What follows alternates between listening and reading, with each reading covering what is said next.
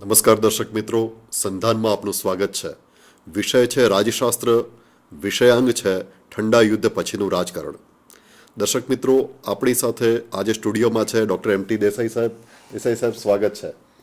દેસાઈ સાહેબ ગુજરાત યુનિવર્સિટીના રાજ્યશાસ્ત્ર વિભાગમાં પ્રોફેસર હતા. આજે આપણને શીત યુદ્ધ પછીનું રાજકારણ અને વર્તમાન પ્રવાહો વિશે માહિતગાર કરશે. દેસાઈ સાહેબ. મુકેશભાઈ અને મિત્રો, આજનો વિષય એવો છે જે ચર્ચાસ્પદ છે. સૌથી પહેલાં તો વાત કરીએ તો શીત યુદ્ધ શું એને વિશે અને સાથી થયું એને વિશે પણ અનેક પુસ્તકો લખાયા છે, જેમાં જુદા જુદા વિદ્વાનોએ જુદા જુદા પરિબળો ઉપર વધતો ઓછો ભાર મૂક્યો છે. શીત યુદ્ધનો અંત કોઈએ ધારેલો નહોતો, એટલે જ્યારે એનો અંત આવ્યો ત્યારે એમાંથી પણ અનેક વિવાદો જન્મ્યા. એક વસ્તુ છે કે લોકો જાણે શીત યુદ્ધ ગમે તે હોય પણ એનાથી ટેવાઈ ગયા હતા. હવે શીત યુદ્ધનો જ્યારે અંત આવ્યો છે ત્યારે શીત યુદ્ધ પછીનું વિશ્વ રાજકારણ અને તેનું સ્વરૂપ શું છે કે કેવું રહેશે એને વિશે પણ એટલા જ વિવાદો છે. એનું કારણ છે કે શીત યુદ્ધ લગભગ 1947થી શરૂ થયું અને લગભગ 1990 સુધી ચાલ્યો. એટલે આટલા લાંબા સમય સુધી આ ચાલ્યું હોય એવી વસ્તુ એક કાયમી છે એમ માનવાની પરિસ્થિતિ ઊભી થાય. અમેરિકા સંશોધન પાછળ અતિશય મોટા પ્રમાણમાં પૈસો ખર્ચે છે, છતાં પણ કોઈ અમેરિકન સાક્ષર શીત યુદ્ધના અંત અંગે આગાહી કરી શક્યા નહોતા. એટલે શીત યુદ્ધના અંત પછી પણ ફરી પાછા વિવાદો કે ભાઈ શાને કારણે આ વસ્તુ બની અને હવે શું હવે શુંનો પ્રશ્ન પણ હજુ સેટલ નથી થયો. એટલા માટે આપણે અંગ્રેજીમાં શબ્દ પોસ્ટ કોલ્ડ વોર વાપરીએ છીએ. શીત યુદ્ધ પછીનું, પણ એ પછી વિશે કોઈ ચોક્કસ ટર્મિનોલોજી આપણી પાસે નથી. એ આ વસ્તુની હજુ સુધી પ્રવર્તતી અનિશ્ચિતતાનું જ પ્રતીક છે. હવે શીત યુદ્ધના અંત પછીના વિશ્વ રાજકારણની વાત કરીએ તો સૌથી પહેલાં તો શીત યુદ્ધ શું હતું એનો ટૂંકમાં ખ્યાલ આપીએ તો શીત યુદ્ધ એ યુદ્ધ ગણાય અને છતાં પણ એ શીત હતું. બીજી બાજુએ કેટલાક લોકો એમ કહે છે, દાખલા તરીકે જ્હોન લ્યુઇસ ગેડિસ જે અમેરિકાના ઇતિહાસકારોમાં, વર્તમાન ઇતિહાસકારોમાં એક બહુ જાણીતું નામ છે ને, એમણે તો એને યુદ્ધ કહેવાને બદલે આ સમગ્ર સમયગાળાને એક લાંબી શાંતિનો ગાળા તરીકે ઓળખાવ્યો છે. એટલે એ તો એમને યુદ્ધ કહેવા માટે પણ તૈયાર નથી. અને એ સાથે એ લાંબા ગાળાની શાંતિ ચાલી એને વિશે પણ એમણે પોતાના વિચારો વ્યક્ત કર્યા છે. પણ હું માનું છું કે વિદ્વાનોનું જગત અને સામાન્ય માણસો બધા શીત યુદ્ધ શબ્દથી ટેવાઈ ગયા છે. એટલે શીત યુદ્ધના લક્ષણોની વાત કરીએ તો સૌથી પહેલી વસ્તુ તો એ છે કે વિચારસરણીનો સંઘર્ષ. અને વિચારસરણીનો સંઘર્ષ એ કંઈ ઇતિહાસમાં નવી વસ્તુ નથી.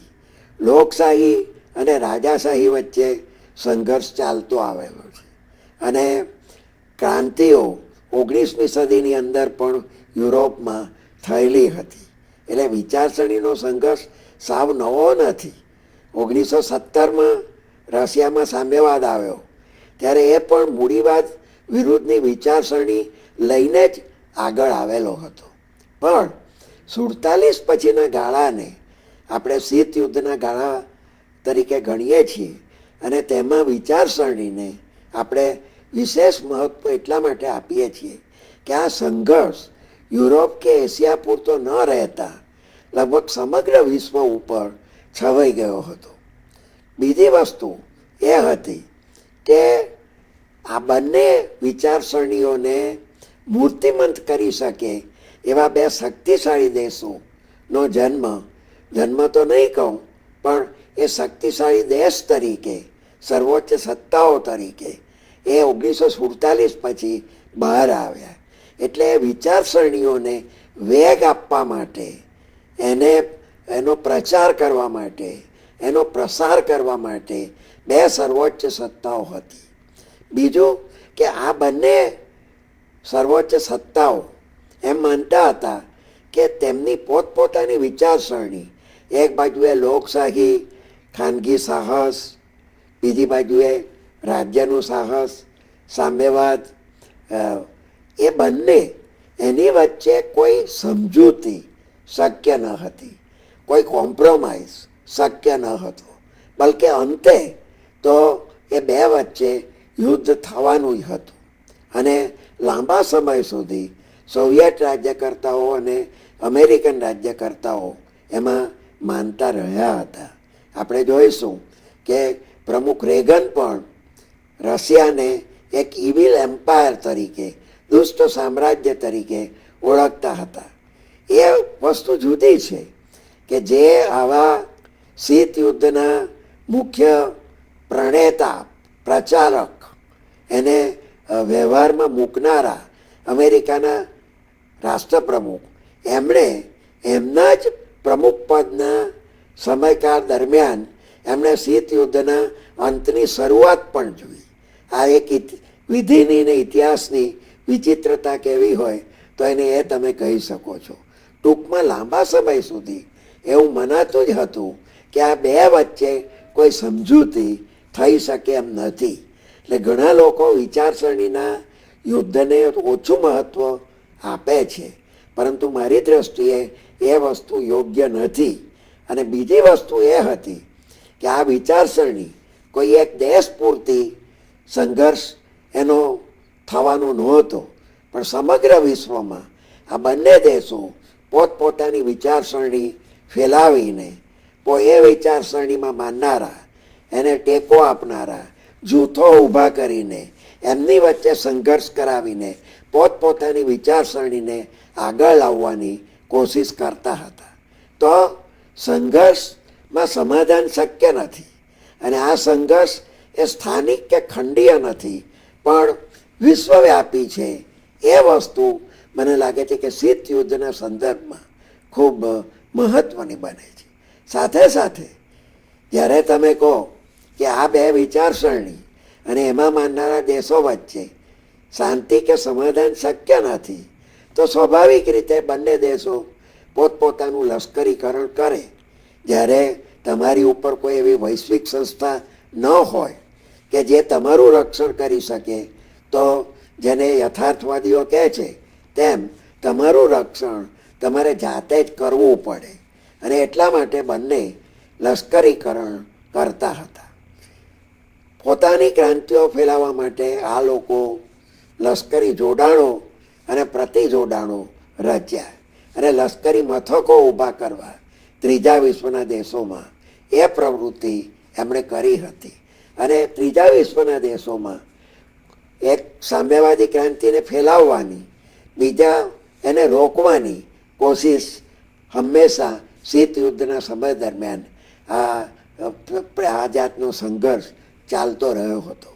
આની એક વિશિષ્ટ વસ્તુ એ હતી કે આ લોકો એવું માનતા હતા કે સ્થાનિક પ્રશ્નોને પોતાનું કોઈ અંગત જીવન નથી, બલકે સ્થાનિક પ્રશ્નો એ આ વૈશ્વિક પ્રશ્નોમાંથી જ ઉદ્ભવે છે. કોઈ એક સર્વોચ્ચ સત્તા અમુક ત્રીજા વિશ્વના દેશને ટેકો આપે, બીજી સર્વોચ્ચ સત્તા એના વિરોધીને ટેકો આપે. અને એ રીતે એમને લાગતું હતું કે ભારત કે પાકિસ્તાનનો સંઘર્ષ નહીં, પરંતુ અમેરિકા અને રશિયાનો સંઘર્ષ જ અંતે ભારત અને પાકિસ્તાનના સંઘર્ષને વાચા આપવામાં મદદરૂપ થશે. એવું જ આરબ દેશો અને ઇઝરાયલના સંઘર્ષના સંદર્ભમાં પણ માનવામાં આવતું હતું. અને એક બીજી વસ્તુ એ હતી કે આ બંને જૂથો તો રચાયા, બ્લોક બન્યા, જોડાણો બન્યા, પ્રતિજોડાણો બન્યા, ક્રાંતિ ફેલાવવાની ને અટકાવવાની કોશિશો ચાલી, પરંતુ એ છતાં એક વસ્તુ એ હતી કે બંને એકબીજા સાથે પ્રત્યક્ષ રીતે લડ્યા નથી. અને એનું મને લાગે છે કે લોંગ પીસ જે જ્હોન લુઈસ ગેડિસે કહ્યું તે લાંબા ગાળાની શાંતિ એનું મુખ્ય કારણ એ હતું કે અમેરિકા પાસે તો બીજા વિશ્વયુદ્ધ દરમિયાન જ અણુશસ્ત્રો હતા એનો પુરાવો હતો, પણ રશિયાએ પણ 1949માં પોતાની પાસે અણુશસ્ત્રો છે એનો પુરાવો આપ્યો. અને બંને પોતપોતાના જથ્થો અણુશસ્ત્રોનો, એના ડિલિવરી વેહિકલ્સ, મિસાઇલો, એને વધારે એક્યુરેટ કેવી રીતે બનાવવા એની હરીફાઈ અરસપરસ ચાલુ રાખી હતી. એટલે પહેલો હુમલો કરીને પણ આ બેમાંથી એક પણ સર્વોચ્ચ સત્તા, માનો કે શરૂઆતમાં દુશ્મનને થોડીક શિકસ્ત આપે, એને નુકસાન કરે, પણ દુશ્મન પાસે એટલી શક્તિ હતી કે બચેલી શક્તિનો ઉપયોગ કરીને હુમલો કરનારનો પાછો વિનાશ કરી શકે. એટલે એમણે પરોક્ષ રીતે પોતપોતાના મિત્રો મારફતે યુદ્ધો કરવાની કોશિશ કરી, પરંતુ સીધી રીતે પ્રત્યક્ષ એમણે યુદ્ધ કર્યું ન હતું. અને એનું એક મુખ્ય કારણ એ હતું કે આ બંને પાસે મોટા પ્રમાણમાં અણુશસ્ત્રો હતા. તો આ શીત યુદ્ધના લક્ષણો હતા. એમની વચ્ચે તંગદિલીની પરિસ્થિતિ સળંગ 1947થી માંડીને 90 સુધી પ્રવર્તી રહી. 85 પછી તંગદિલીની થોડી ઘટી. મને લાગે છે કે 1962 પછી એકવાર તંગદિલીની પરિસ્થિતિ અમેરિકા અને રશિયા વચ્ચે ક્યુબાની મિસાઇલ કટોકટી પછી તંગદિલી એમની વચ્ચે ઘટી હતી, પણ ફરી પાછી 70ના દાયકામાં 1975 અને કેટલાક કહે છે કે 1979 પછી ફરી પાછી એ બે વચ્ચે બીજા તબક્કામાં તંગદિલી શરૂ થઈ, જેને એ લોકો બીજા શીત યુદ્ધનું નામ આપે છે. શીત યુદ્ધનો અંત એ 1900 જેને કહી શકીએ કે એનો અંત આવવાની શરૂઆત 1985 પછી થઈ, અને લગભગ 1990 સુધીમાં તો શીત યુદ્ધનો અંત આવી ગયો. કારણ કે રશિયાએ પોતે જ જાહેર કર્યું કે અમે સામ્યવાદી વિચારસરણીમાં હવે આસ્થા રાખતા નથી, અમે એની નિકાસ કરવા માંગતા નથી. દરેક રાષ્ટ્રે પોતાનો વિકાસ કઈ રીતે કરવો એ પોતે જ નક્કી કરીને પોતાને અનુકૂળ વિચારસરણી અપનાવવી જોઈએ. અને એમણે કહ્યું કે અમને અમેરિકા સાથે હરીફાઈમાં ઉતરવામાં રસ નથી. અને એ જ રીતે નાટોમાં પણ એવું એના સભ્ય દેશોની મિટિંગમાં નક્કી કરવામાં આવ્યું કે હવે શીત યુદ્ધનો અંત આવ્યો છે. એટલે ઔપચારિક રીતે પણ એનો અંત આવ્યો છે. વખતો વખત છતાં કેટલાક લોકોને એવી શંકા રહી છે કે ભાઈ અત્યારે ફલાણી જગ્યાએ આમ થયું છે, માટે નવેસરથી આ તો શીત યુદ્ધ શરૂ થયું હોય એવું લાગે છે. પણ મને લાગે છે કે શીત યુદ્ધનો અંત એક એવી ફિનોમિના છે, એક એવી ઘટના છે જેને પાછી ફેંકવી એ લગભગ અસંભવ છે એમ આપણે કહી શકીએ એમ છીએ. એટલે કદાચ તમે એમ પણ કહી શકો કે શીત યુદ્ધ શરૂ થયું, એની પરાકાષ્ઠા આવી લગભગ 1950ના દાયકાના અંત સુધીમાં, અને 60ના દાયકાથી તંગદિલી ઘટવાની શરૂઆત તો થઈ જ હતી. એમાં ઉતાર ચઢાવ આવ્યા, પણ છેવટે એ ઘટતા ઘટતા એનો અંત લગભગ 1990 સુધીમાં આવી ગયો. તો આ શીત યુદ્ધના અંત લાવનારા પરિબળોનો જો આપણે ઉલ્લેખ કરીએ તો પહેલી વસ્તુ એ છે કે વિચારસરણીના યુદ્ધનો અંત આવ્યો. જોકે મને લાગે છે કે એ અંત એક પક્ષી હતો, કારણ કે રશિયાએ એવું જાહેર કર્યું અને એણે જે વોર્સો સંધિ સંગઠન રચ્યું હતું એનું વિસર્જન પણ કર્યું. પણ અમેરિકાએ નેટો, નોર્થ એટલાન્ટિક ટ્રીટી ઓર્ગેનાઇઝેશનનું વિસર્જન હજુ સુધી કર્યું નથી. અને કદાચ મૂડીવાદ એક વૈશ્વિકરણના ભાગરૂપે એના પ્રસાર માટે તો અમેરિકા અને પશ્ચિમ યુરોપના દેશો હજુ કાર્યરત થયેલા જ છે. એક બીજી વસ્તુ એ છે કે અમેરિકા એ લોકશાહી દેશ હતો અને લોકશાહીનો વિજય થયો છે આપખુદશાહી સામે, એમ માનવાથી અને ફુકુયામા નામના એક જાપાનીઝ અમેરિકન વિદ્વાને તો એટલે સુધી કહ્યું કે ઇતિહાસનો હવે અંત આવી ગયો છે અને લોકશાહી વિરુદ્ધ સરમુખત્યારશાહીના સંઘર્ષમાં છેલ્લે લોકશાહીનો વિજય થયો છે.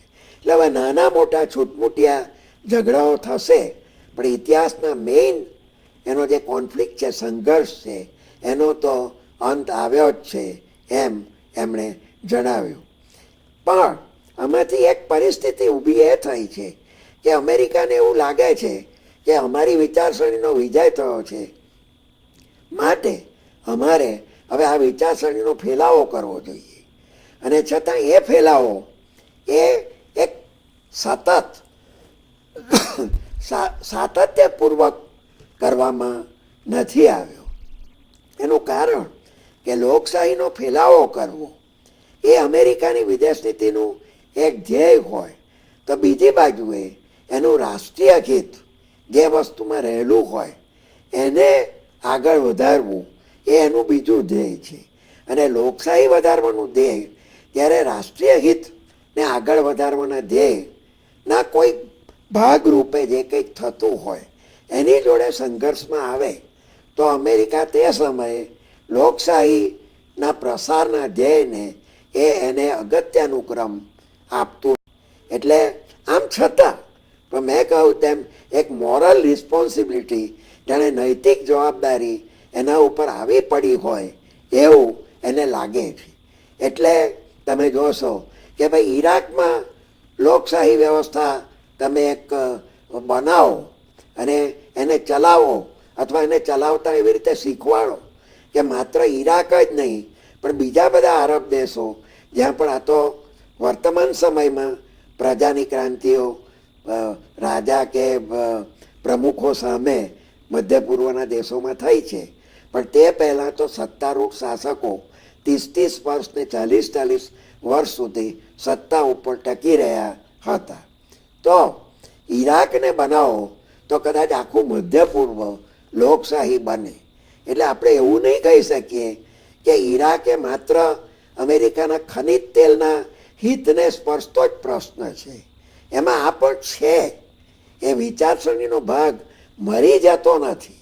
એમાં ક્યારે કયા ભાગને કેટલું મહત્વ મળે એમાં મતભેદ હોઈ શકે કે કેટલું છે, કોને કેટલું મહત્વ અપાય છે, અને એ વધઘટ એમાં થાય પણ ખરી. પણ એ પણ છે અફઘાનિસ્તાનને પણ એમાં તો એક રાષ્ટ્રનું સર્જન કરવું અને એક લોકશાહી રાષ્ટ્રનું સર્જન કરવું એ એના કરતાં પણ વધારે કઠિન પ્રશ્ન છે. એટલે આ એક જવાબદારી અમેરિકા ઉપર આવી પડી છે. હવે આમાં શીત યુદ્ધ પછીના વિશ્વ રાજકારણનો એક મોટો પ્રશ્ન ઊભો થાય છે કે અમેરિકા આ જવાબદારીને લઈને આગળ ચાલે છે, પરંતુ એવું બને છે કે બધા દેશોની સંસ્કૃતિ કે સંસ્કાર લોકશાહીને સફળ બનાવે એવું બનતું નથી. ઘણી પ્રજાઓ આપખુદશાહીથી જ ટેવાયેલી હોય, રાજાશાહીથી જ ટેવાયેલી હોય, ફ્યુડલ સામંતશાહી યુદ્ધ ઉમરાઓથી જ ટેવાયેલી હોય, તેમ અફઘાનિસ્તાનમાં પરિસ્થિતિ છે. તેમ એ લોકોને તમે ઉપરથી બહારથી લાવીને લોકશાહી સંસ્થાઓ એમના ઉપર લગાડો, ત્યાં આગળ ચૂંટણી કરાવો, તો એ કેટલા પ્રમાણમાં એ સ્થાયી બનશે એ પ્રશ્ન તો રહે જ છે. અને એટલા માટે આજે શીત યુદ્ધના અંત પછી પણ અમેરિકાના આ મોટા પ્રશ્નોમાંનો એક પ્રશ્ન આ છે એમ આપણે કહી શકીએ એમ છીએ. તો બીજી બાજુએ હું માનું છું કે રશિયાના પ્રશ્નો પણ પતી ગયા નથી. રશિયાએ સામ્યવાદી વિચારસરણીનો ત્યાગ કર્યો, પણ સાથે સાથે રશિયાનું જ વિઘટન થઈ ગયું. સોવિયત સંઘ જે હતો તેમાં રશિયા એક પ્રજાસત્તાક અને બીજા પ્રજાસત્તાકો મળીને કુલ 15 દેશો એમાંથી આઝાદ થયા અને એ બધા સ્વતંત્ર દેશો હવે છે. એટલે રશિયાની તાકાત કુદરતી રીતે એક નાનો દેશ બનવાને કારણે એની ઘટી ગઈ છે. એમાં સાધન સંપત્તિની વહેંચણી થઈ ગઈ. રશિયામાં સ્ટાલિનના સમયમાં આ દેશનું આર્થિક માળખું એવી રીતે ઊભું કરવામાં આવતું હતું કે અમુક ભાગમાં અમુક વસ્તુ બને, અમુક ભાગમાં બીજી વસ્તુ બને, ત્રીજા ભાગમાં ત્રીજી વસ્તુ બને. એટલે જ્યારે રશિયા સોવિયત સંઘના બીજા ભાગોથી અલગ પડી જાય ત્યારે એ પ્રશ્ન થવાનો કે રશિયા નબળું બને છે કે નથી બનતું. તો એ નબળું ચોક્કસ એથી પણ બન્યું છે.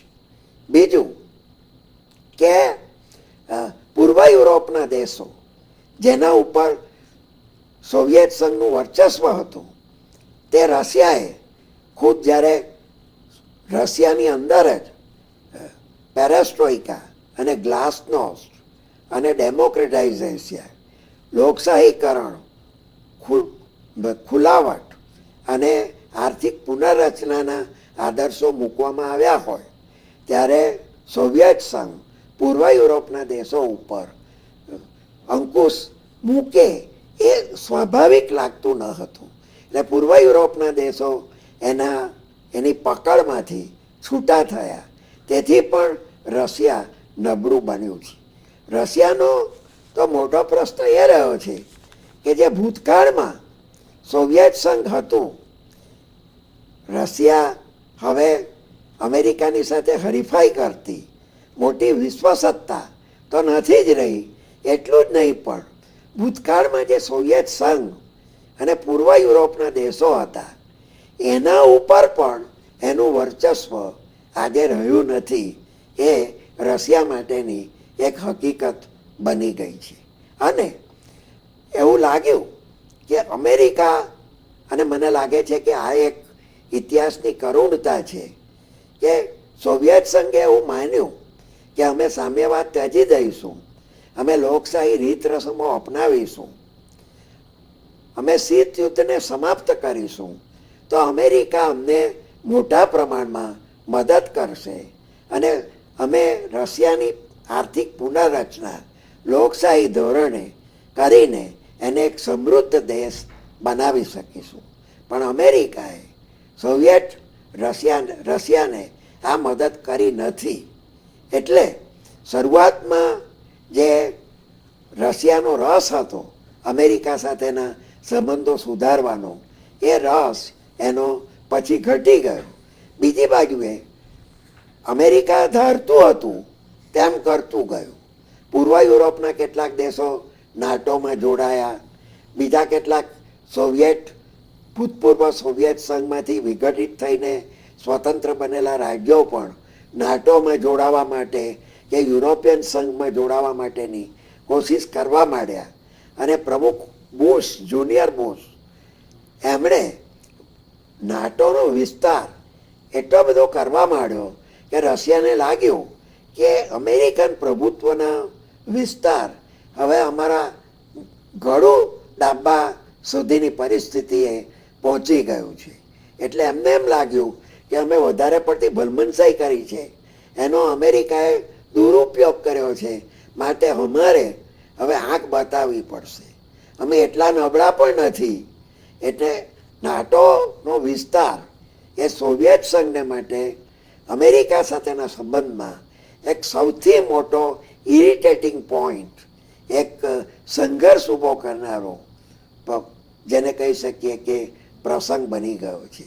અને પ્રમુખ ઓબામાના આવ્યા પછી એમણે સમજીને આ નાટોના વિસ્તાર ઉપર થોડી બ્રેક લગાવી દીધી છે. પણ જ્યાં સુધી પ્રમુખ બુશ જુનિયર હતા ત્યાં સુધી આ પ્રવૃત્તિ ચાલતી હતી.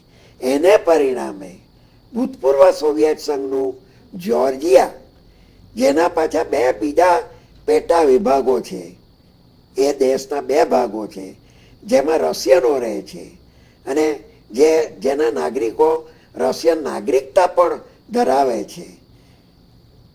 તેના ઉપર રશિયાએ પ્રભુત્વ રાખવાની ઈચ્છા રાખેલી અને એવું બન્યું એમાં કે અમેરિકાએ જેમ યુક્રેનમાં અને બીજે પ્રજાકીય તંત્રોનું સમર્થન કરીને શાસકોને ઉથલાવી પાડ્યા, તેમ જ્યોર્જિયામાં સત્તા પરના જૂથને ઉથલાવવા રશિયાએ પેલા બે એના ભાગોમાં ક્રાંતિકારી તત્વોને ઉત્તેજન આપ્યું અને એટલે જ્યોર્જિયાની પ્રસ્થાપિત સરકારે રશિયા તરફી તત્વોને દબાવી દીધા. એટલે એમને ટેકો આપવા માટે રશિયાએ જ્યોર્જિયામાં લશ્કર મોકલ્યું અને અમે હજુ સાવ ગયા નથી એ વાતની પ્રતીતિ અમેરિકાને કરાવી. હું માનું છું કે કેટલીક વાર તમારે આંખ બતાવવી પડે, નહીં તો people tech you for granted. અને રશિયાએ આ જ વસ્તુ કરીને અમેરિકાને પોતાની સત્તાની પ્રતીતિ કરાવી છે. કદાચ ઓબામાએ જો પોતાની વિદેશ નીતિમાં થોડું પરિવર્તન આણ્યું હોય તો તેનું એક કારણ એ પણ છે. અને બીજું કે એ બધું કરીને શું કરવાનું? આજે દેશો પોતાના દેશને સંભાળી શકતા નથી, ત્યાં બીજા દેશો ઉપર અંકુશ ધરાવવા જવું અને તેની આંતરિક ઘટનાઓમાં એને આકાર આપવાની કોશિશ કરવી કે આગળ વધારવાની કોશિશ કરવી, એ મને લાગે છે કે એક એવો પ્રયત્ન છે જે અંતે નિષ્ફળ જવાનો જ છે. એટલે પ્રમુખ president Obama is pursuing a wise policy. Russia has given up communism. It is no longer a major power. એ મોટો આજે અમેરિકા જેવી સર્વોચ્ચ સત્તા કે હાઈપર પાવર છે જ નહીં, તો પછી શા માટે એની ઘડતી દબાવવાની કોશિશ કરવી?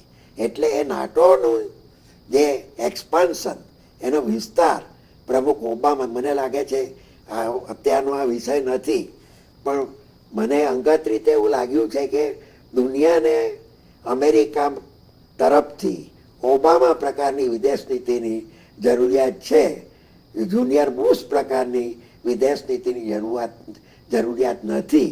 અને એ અમેરિકાના પણ હિતમાં છે એવું મને લાગે છે. કારણ કે બિનજરૂરી સંઘર્ષો, અમેરિકન સૈનિકોની હત્યા, એના મૃત્યુ, અનેક જાતના પ્રશ્નો, દુનિયામાં તમારી લોક સ્વીકૃતિ ઘટી જાય, એવા અનેક પ્રશ્નો એમાંથી ઊભા થાય છે. તો થોડોક હાઈ પ્રોફાઇલ રાખવાને બદલે લો પ્રોફાઇલ રાખે અમેરિકા, તો હું નથી માનતો, અને એ પણ હું નથી માનતો કે તેથી કરીને લોકો અમેરિકાને ટેક ફોર ગ્રાન્ટેડ રહેશે અને એને અવગણશે. એ શક્ય નથી. અમેરિકા હાઈપર પાવર છે જ. એ ઘણા બધા ક્ષેત્રોમાં વર્ચસ્વ ધરાવે છે. વર્તમાન આર્થિક કટોકટી એ કામ ચલાવ છે અને ચીન એ એનું હરીફ છે અને એ દ્વિધ્રુવી વિશ્વનું સર્જન કરશે એ મને શક્ય લાગતું નથી. કારણ કે ઘણી બધી રીતે અમેરિકા ચીન કરતાં વધારે શક્તિશાળી છે. ચીન આર્થિક રીતે મજબૂત બન્યું છે અને ચીન અમેરિકાને આર્થિક રીતે મુશ્કેલીમાં મૂકી શકે એમ છે. એ વાતનો સ્વીકાર કરીએ તો પણ એને મુશ્કેલીમાં મૂકવા જતાં ચીન પણ મુશ્કેલીમાં મુકાય એમ છે. એટલે આ જેને આપણે કહીએ એક થિયરી 1970ના દાયકામાં સિદ્ધાંત આવ્યો કે જો રાજ્યો વચ્ચે પરસ્પર અવલંબન વધે તો રાજ્યો વચ્ચે યુદ્ધની શક્યતા ઘટી જાય.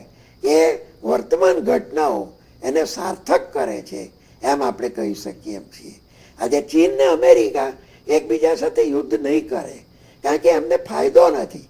હા, બંને મહત્વની સત્તાઓ છે એટલે છમકલા કરે, દેખાવો કરે, નખરાઓ કરે, એ બધું શક્ય છે. પણ હું નથી માનતો કે બંને વચ્ચે યુદ્ધ થાય. અને હું એ પણ નથી માનતો કે નજીકના વર્ષોમાં ચીન અમેરિકાની સાથે હરીફાઈ કરી શકે એવી બીજી સર્વોચ્ચ સત્તા બનશે. આ એક ગ્રેટ પાવર છે, હજુ વધુ શક્તિશાળી બની રહ્યું છે, પણ it is still not a hyper power. એટલે આ દ્રષ્ટિએ તમે રશિયાની જો વિચાર કરીએ તો રશિયાની તાકાત ઘટી છે, પણ એટલી ઘટી નથી. પણ એની કેટલીક નબળાઈઓ છે. અને એ નબળાઈ એ છે કે રશિયાની મોટાભાગનું વિદેશી હુંડિયામણ એની ખનિજ તેલ અને કુદરતી ગેસની નિકાસમાંથી આવે છે. શરૂઆતમાં ગોર્બાચેવના સમયમાં મને ખ્યાલ છે એક રશિયા ઉપર સેમિનાર હતો, ત્યારે અમને રશિયન અધ્યાપકો મળેલા. તેમને મેં રશિયન લોકોની આર્થિક સ્થિતિ વિશે પૂછ્યું, ત્યારે એમણે એમ કહ્યું કે ગરીબ છે લોકો.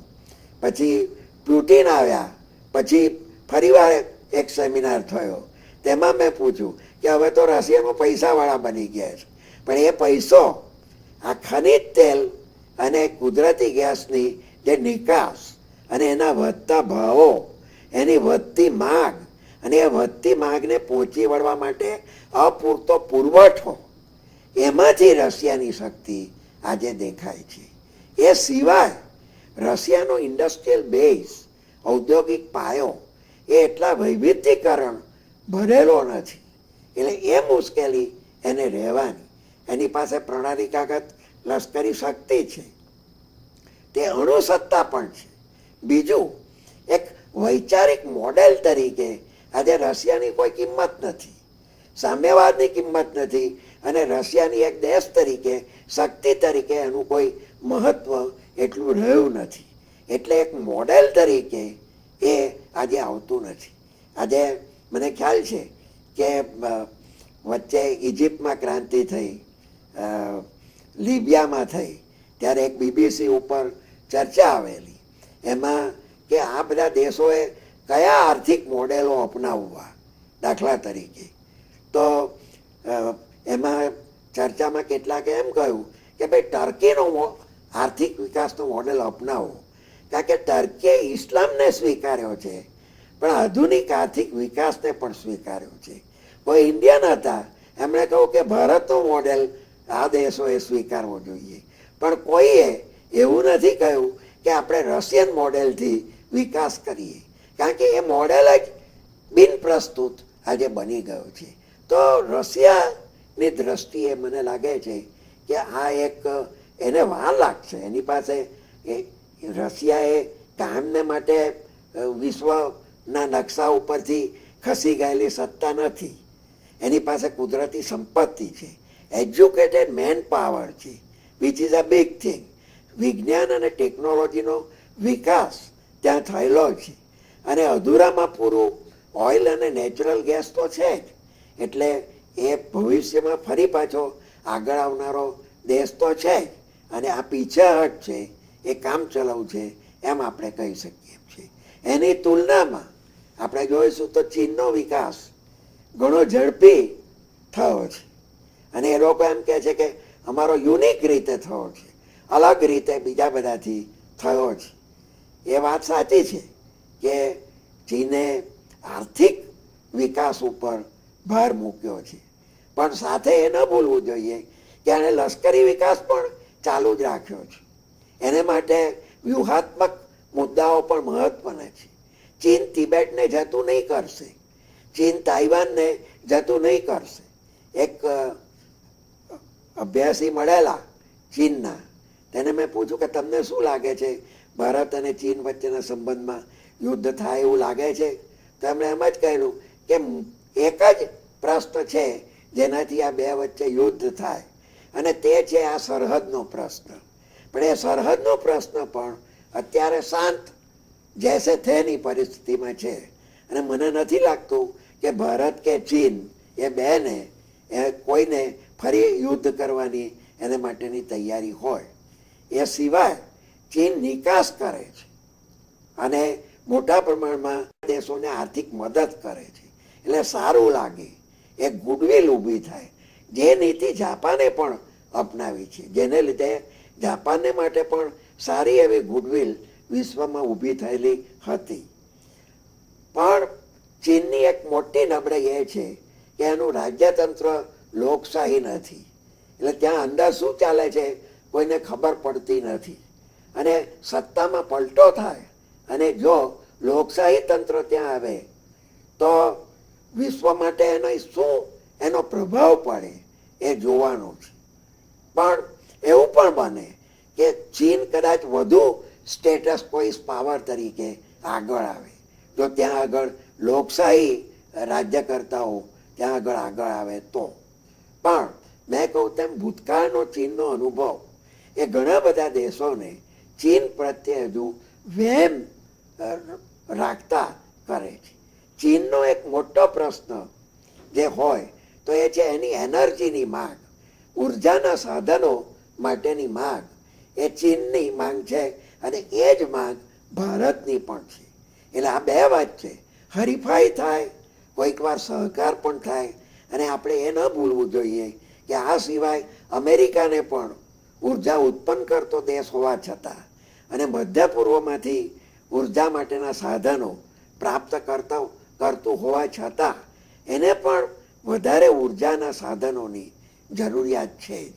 એટલે આ બધા દેશો વચ્ચેની હરીફાઈ એ મને લાગે છે કે ઉર્જા માટેની, ઉર્જાના સાધનો માટેની એ એક શીત યુદ્ધના અંત પછીના વિશ્વ રાજકારણનું એક મહત્વનું મને લાગે છે કે લક્ષણ રહેશે. અત્યારે તમે જોશો તો એક પાઇપલાઇનનું પોલિટિક્સ દાખલ થયું છે. રશિયા યુરોપના દેશોને નેચરલ ગેસ પ્રોવાઈડ કરે છે અને એ માટેની પાઇપલાઇનો કમનસીબે સ્ટાલિને એક યોજના પૂર્વક એવું કર્યું હતું. અમુક રાજ્યોમાં થઈને જાય છે જે ભૂતકાળમાં સોવિયત સંઘના સભ્ય રાજ્યો હતા.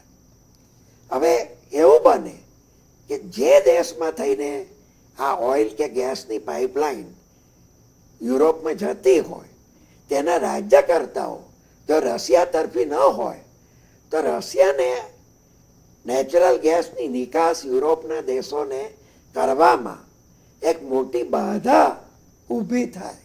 એટલે એ નવી પાઇપલાઇન વિકસાવવા માગે છે જે આ દેશોમાંથી પસાર થતી ન હોય.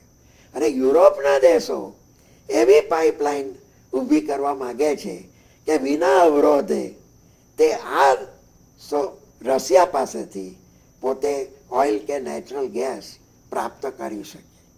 ચીન પણ આફ્રિકામાં, અને ચીન એવું કરે છે કે બને ત્યાં સુધી પોતાની ઇજારાશાહી ઊભી કરવા માંગે છે. પોતે સારકામમાં મદદ કરે, રિફાઇન કરવામાં મદદ કરે, તો અમારું એમાં રોકાણ અને તમારે અમને આપવાનું એ જે કંઈ પેદા થાય તે એના ઉપર ભાર મૂકે છે. જોકે સુદાનમાં ભારત અને ચીન એ બંને ત્યાં આગળ સહકાર સાધ્યો છે.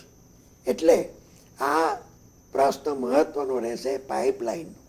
ચીન અત્યારે સોવિયત સંઘનું એક ભૂતપૂર્વ રાજ્ય કઝાકસ્તાન, ત્યાં આગળ ચીન ઓઇલને ડેવલપ કરવામાં મદદ કરે છે અને કઝાકસ્તાન અને ચીનને જોડતી એક રેલવે લાઇન પણ ચીને બનાવી આપી છે કે જેથી એ આરામથી વિના અવરોધે એ ત્યાંથી પોતાને જોઈતું આ ઉર્જાનું સાધન એ ત્યાંથી પ્રાપ્ત કરી શકે. મને લાગે છે કે આપણે પણ જ્યારે વાયા ઈરાન, સોવિયત સંઘમાંથી વાયા અફઘાનિસ્તાન, ઈરાન, પાકિસ્તાન આપણે પાઇપલાઇન નાખીને ગેસ પ્રાપ્ત કરવા માટે પ્રયત્ન કરી રહ્યા છે. આપણે પણ એ રાજકારણમાં શીત યુદ્ધ પછીના સમયમાં આપણે પણ એના એક મહત્વના પ્લેયર, એક કર્તા એના બની રહ્યા છે. આમાં કામ સહેલું નથી. આંતરરાષ્ટ્રીય અને આંતરિક અવરોધો એમાં આવે છે. ઈરાનમાંથી પાઇપલાઇન આવે ભારતમાં, તેનો વિરોધ અમેરિકા કરે છે. અને એ જ રીતે તમે જોશો કે આપણને પાકિસ્તાનમાંથી પાઇપલાઇન આવે તો આપણા દેશના સ્થાનિક પરિબળો માનો કે આપણી વચ્ચે યુદ્ધ થઈ જાય તો એ પાઇપલાઇનની સલામતી શું? એટલે ખાસ્સા આવક પેદા કરનારા સાધન હોવા છતાં અને આપણને ઉર્જા માટે મહત્વનું સાધન મેળવી આપતું હોવા છતાં આ પાઇપલાઇનનું સર્જન હજુ થયું નથી. પાકિસ્તાનને પણ એમાંથી આવક મળે છે જ્યારે એ પાઇપલાઇનને પસાર થવા દે ત્યારે. એટલે મને લાગે છે કે આ મહત્વનું રહેશે. અને એટલા માટે હું માનું છું કે ભવિષ્યમાં યુરોપ નહીં કે દૂર પૂર્વના દેશો નહીં, પણ સાઉથ પેસિફિકના દેશો, મધ્ય એશિયાના દેશો અને મધ્ય પૂર્વના દેશો એ વિશ્વ રાજકારણની અંદર કેન્દ્ર બનીને રહેશે. અને આ વિસ્તારોમાં વિશ્વના જે મહત્વના રાજ્યો છે તે પોતાનું વર્ચસ્વ પ્રાપ્ત કરવાની કોશિશ કરશે. બીજો મુદ્દો જો આપણે જોઈએ તો કેટલાક પ્રાદેશિક સંઘર્ષોનો અંત આવ્યો, જેમ કે અફઘાનિસ્તાનનું યુદ્ધ પતી ગયું, 1985માં કરાર થયો. બધા સ્થાનિક સંઘર્ષોનો અંત નથી આવ્યો.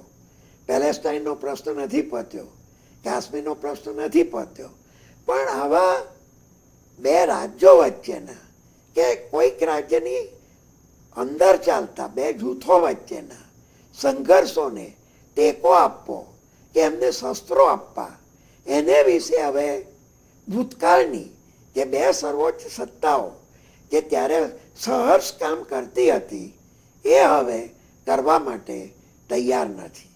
એટલે એને કારણે આ વસ્તુ જોવા મળતી નથી.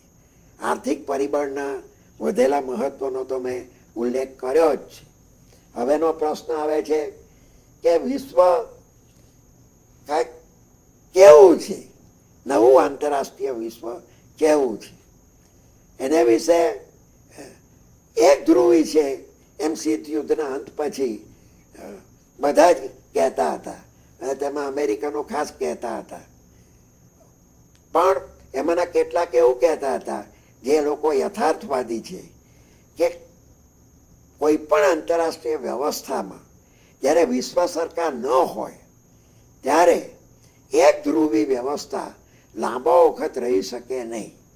કારણ કે બિન અંકુશિત એક ચક્રી એક દેશની સત્તા એ વિરોધને સર્જશે, અને એટલા માટે બીજો ધ્રુવ કે બીજા ધ્રુવો ચોક્કસ ઉત્પન્ન થશે એવું ખુદ કેટલાક અમેરિકનો માનતા હતા. બીજા કેટલાક પછી એવું કહેતા હતા કે ભાઈ ફરી પાછું રશિયા પુનર્વિકસિત થશે અને ફરી પાછું અમેરિકા રશિયાનું દ્વિધ્રુવી વિશ્વ બનશે. હવે કેટલાક રશિયાને બદલે ચીનને સ્થાન આપે છે અને એમ કહે છે કે અમેરિકા અને ચીન વચ્ચે એક દ્વિધ્રુવી રાજકારણ જેને કહી શકીએ એ આકાર લેશે. ડૉક્ટર હેનરી કિસિંજરે એવું કહ્યું હતું કે ભાઈ 5 મહત્વની સત્તાઓ રહેશે, તેમાં જાપાન, પશ્ચિમ યુરોપ, ભારત, ચીન, અમેરિકા અને રશિયા એ દેશોના એમણે ઉલ્લેખ કર્યો હતો. પણ મને સૌથી સાચી મારો અભિપ્રાય મુજબ વસ્તુ લાગી હોય તો પ્રોફેસર સેયોમ બ્રાઉન, એમણે મને ખ્યાલ છે કે હું 1989માં ગયેલો અમેરિકા, ત્યારે મારે મુલાકાત થયેલી. એમણે ત્યારે કહેલું કે વિશ્વ એ પોલિઆર્કી છે બેઝિકલી, અને પોલિઆર્કી એટલે કોઈ એક કે બે દેશ કે ચોક્કસ 4 કે 5 દેશો એકંદરે ધ્રુવ બનવાને શક્તિશાળી નથી. ખરેખર તો ધ્રુવ શબ્દ એક વિશિષ્ટ અર્થમાં વપરાતો શબ્દ છે, પણ આપણે સામાન્ય રીતે મોટા પ્રમાણમાં વર્ચસ્વ ધરાવનારને ધ્રુવ કહીએ છીએ. બાકી ધ્રુવનો અર્થ એ થાય એક મેગ્નેટ, એક લોહ ચુંબક કે જેના પ્રત્યે બીજા આકર્ષાય. તો આજે એવો દેશ કયો?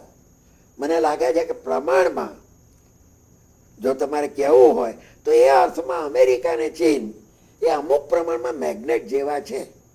પણ પ્રોફેસર બ્રાઉનનું મંતવ્ય એવું છે કે તમે જુદા જુદા ક્ષેત્રમાં જીવનનું વિભાજન કરો અને લશ્કરી બાબતમાં આ દેશો શક્તિશાળી છે, આર્થિકમાં આ શક્તિશાળી છે, બીજી બાબતમાં સાંસ્કૃતિકમાં આ શક્તિશાળી છે, સાયન્સ ને ટેકનોલોજીમાં આ શક્તિશાળી છે, કુદરતી સંપત્તિમાં આ શક્તિશાળી છે.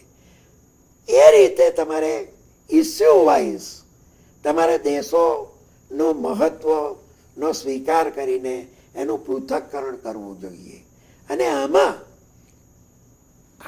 આમાંથી કોણ કોની સાથે જોડાશે એનો આધાર બે વસ્તુ પર છે કે પ્રશ્ન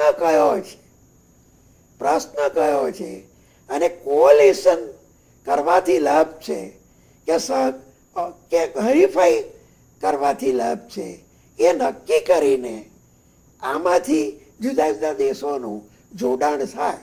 જે કાયમી નહીં હોય, એ કામ ચલાવવું હશે. પણ તમને એમ લાગે કે અત્યારે અમારા માટે ઈરાન મહત્વનું છે, તો તમે ઈરાન સાથે જોડાણ કરો, કઝાકસ્તાન સાથે જોડાણ કરો, યુક્રેન સાથે જોડાણ કરો. પછી એમ લાગે કે ના ના, આપણે તો અત્યારે અમેરિકામાં વધારે નાગરિકો મોકલવા છે, અમેરિકા પાસેથી આપણે ફલાણી ટેકનોલોજી જોઈએ છે, તો તમે અમેરિકા સાથે જોડાણ કરો. તમને એમ લાગે કે આપણે વધારે લશ્કરી સાધનો વાજબી ભાવે જોઈએ છે, તો તમે રશિયા સાથે જોડાણ કરો. અને એ રીતે આ સંબંધોનું ચક્ર ચાલતું રહેશે.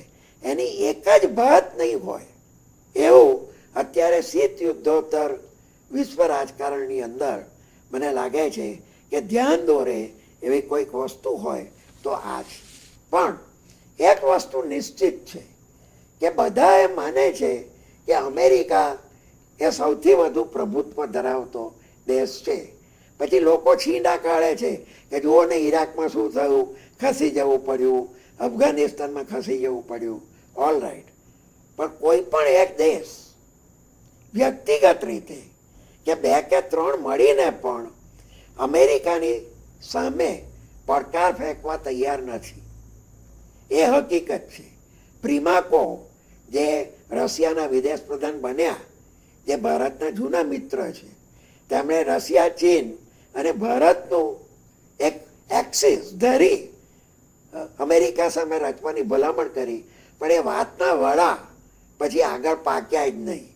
અને કારણ કે દરેકને અમેરિકા પાસેથી કંઈક મેળવવું છે, એટલે શા માટે અમેરિકાની દુશ્મનાવટ વહોરે જ્યારે તે આટલું શક્તિશાળી છે? બીજું, અમેરિકા પણ એટલી કાળજી રાખે છે કે મારા હરીફો છે, મારા પ્રત્યે અણગમો ધરાવનારા છે, પણ તે બધા એક નહીં થઈ જવા જોઈએ. એટલે એ કોઈને પણ સંપૂર્ણપણે નાખુશ કરતું નથી. મને લાગે છે કે આપણે બીજાની વાત કરીએ તો સાથે સાથે અમેરિકન ફોરેન પોલિસીને આ કોમ્પ્લિમેન્ટ પણ આપવી જોઈએ.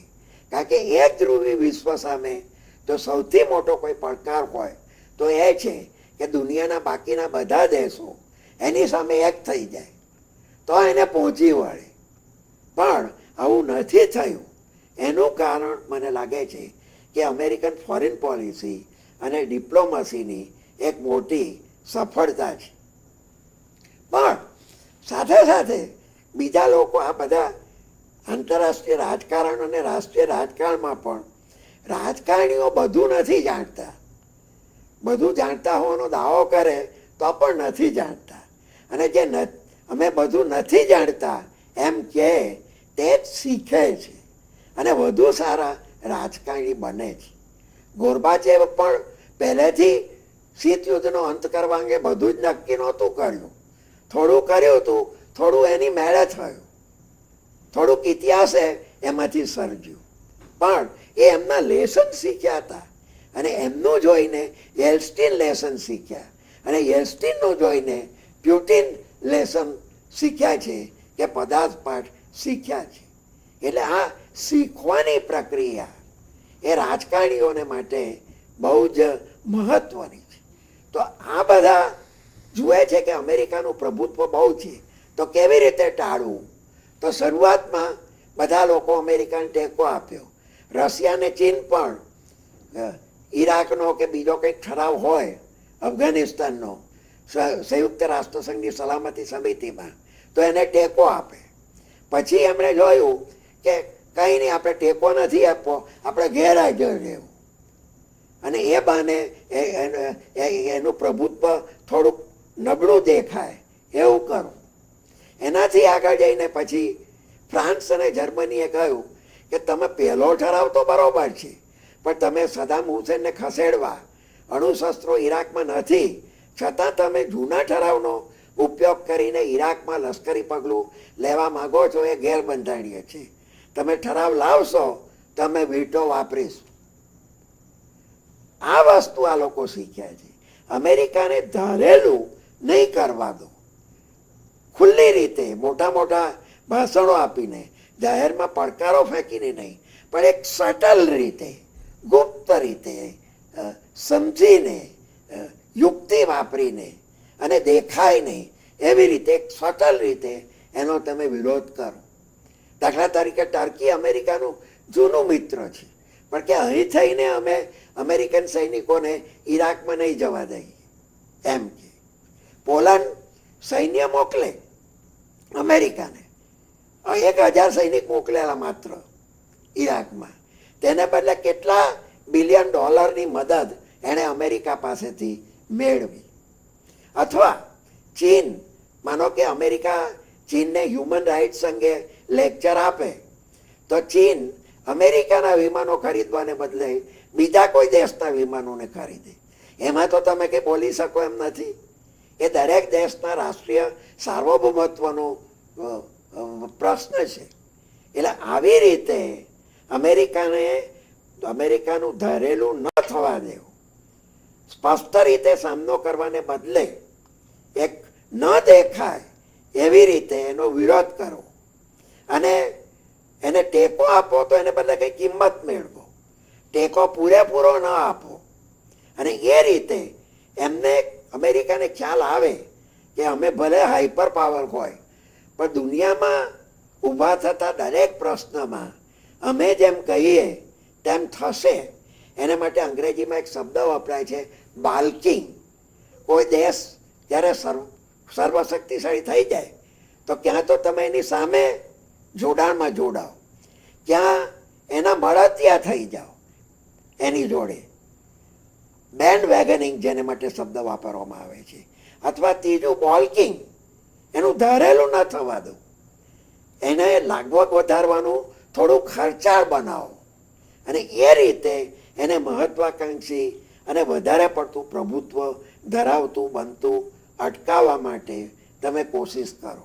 એટલે મેં કહ્યું ને, આ જે લર્નિંગ પ્રોસેસ છે ને, ઇટ ઇઝ વેરી ઇમ્પોર્ટન્ટ. અને એ જેટલું આંતરરાષ્ટ્રીય રાજકારણમાં તો રાજકારણીઓ જેટલું એ શીખે એટલો એ જે તે દેશને ચોક્કસ એનાથી એનો લાભ થવાનો છે. કારણ કે એનાથી એ પોતાનું ધારેલું કરે છે અને છતાં અમેરિકા સાથે દુશ્મનાવટ ઊભું કરતું નથી. બીજા પ્રશ્નોની અંદર તો એક વસ્તુ એ છે કે નવા પ્રશ્નો ઘણા જન્મ્યા છે. વૈશ્વિકરણને લીધે, મૂડીવાદનો વિકાસ, એને લીધે બહુરાષ્ટ્રીય વેપારી પેઢીઓનું વધેલું વર્ચસ્વ, સંવહનના સાધનોનો વિકાસ વગેરેને લીધે હંમેશા એક એવી ટીકા થાય છે કે અમેરિકા સીધીને આડકત રીતે પોતાનું ધારેલું કરાવવાની કોશિશ કરે છે. Thank you. દેસાઈ સાહેબ, તમારો ખૂબ ખૂબ આભાર. દર્શક મિત્રો, દેસાઈ સાહેબે આપણને ઠંડા યુદ્ધ પછીના વિશ્વ રાજકારણનું વાસ્તવિક ચિત્ર બતાવ્યું. એ બદલ સંધાન અને ઉચ્ચ શિક્ષણ કમિશનરશ્રીની કચેરી વતી એમનો આભાર માનું છું. ફરીથી આભાર દેસાઈ સાહેબ. દર્શક મિત્રો, મળીશું આવતા ગુરુવારે આ જ સમયે. ત્યાં સુધી જોતા રહેજો સંધાન. આવજો.